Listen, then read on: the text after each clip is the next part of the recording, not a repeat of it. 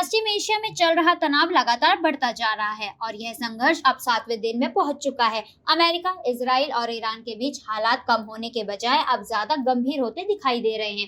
इसी बीच अमेरिका के राष्ट्रपति डोनाल्ड ट्रंप ने ईरान को लेकर एक बार फिर सख्त चेतावनी दी है। व्हाइट हाउस में बोलते हुए ट्रंप ने ईरान के रेवोल्यूशनरी गार्ड, सेना और पुलिस से साफ कहा कि वे तुरंत अपने हथियार डाल दें। ट्रंप ने चेतावनी देते हुए कहा कि अगर उन्होंने ऐसा नहीं किया तो उन्हें भारी कीमत चुकानी पड़ेगी। उन्होंने यह भी कहा कि ईरान के लोगों के लिए अब समय आ गया कि वे अपने देश के भविष्य के लिए आगे आएं और हालात बदलने में भूमिका निभाएं। ट्रंप ने दावा किया कि अमेरिका और इजराइल की संयुक्त कार्रवाई से ईरान की सैन्य ताकत को बड़ा नुकसान पहुंचा है। उनके अनुसार पिछले कुछ दिनों में ईरान की मिसाइल और ड्रोन क्षमता पर लगातार हमले किए जा रहे हैं। ट्रंप ने यह भी कहा कि 3 दिनों के अंदर ईरान की नौसेना के कई जहाज नष्ट कर दिए गए हैं और उसकी वायु रक्षा प्रणाली भी काफी कमजोर हो चुकी है। इसके साथ ही ट्रंप ने कहा कि युद्ध के बाद ईरान की सैन्य शक्ति काफी हद तक खत्म हो चुकी है। उनके मुताबिक ईरान के कई लड़ाकू विमान, मिसाइल सिस्टम और संचार उपकरण नष्ट हो चुके हैं। ट्रंप का दावा है कि ईरान की करीब 60% से ज्यादा सैन्य क्षमता प्रभावित हुई है।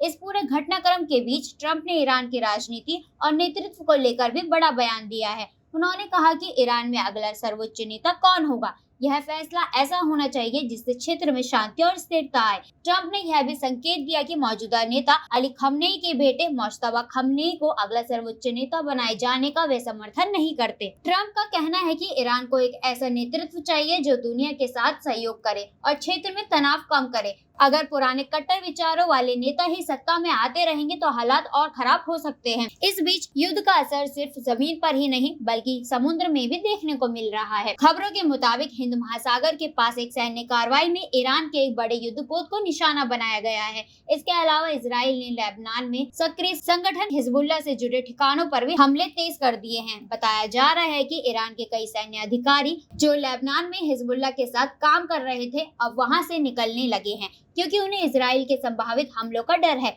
जवाब में ईरान ने भी इजराइल पर लंबी दूरी की मिसाइल खुर्रम शहर 4 मिसाइल दागी है जिसकी मारक क्षमता करीब 2000 किलोमीटर बताई जाती है। यह मिसाइल भारी मात्रा में विस्फोटक ले जाने में सक्षम है। इस भीषण संघर्ष में अब तक बड़ी संख्या में लोगों की जान जा चुकी है और हालात लगातार बिगड़ते जा रहे हैं। साथ ही इस युद्ध का असर वैश्विक अर्थव्यवस्था पर भी पड़ने लगा है, खासकर तेल की कीमतों और अंतर्राष्ट्रीय व्यापार पर। विश्लेषकों का मानना है कि अगर यह संघर्ष जल्द नहीं रुका तो इसका असर सिर्फ मध्य पूर्व तक सीमित नहीं रहेगा बल्कि दुनिया के कई देशों की अर्थव्यवस्था और सुरक्षा पर भी गहरा प्रभाव पड़ सकता है।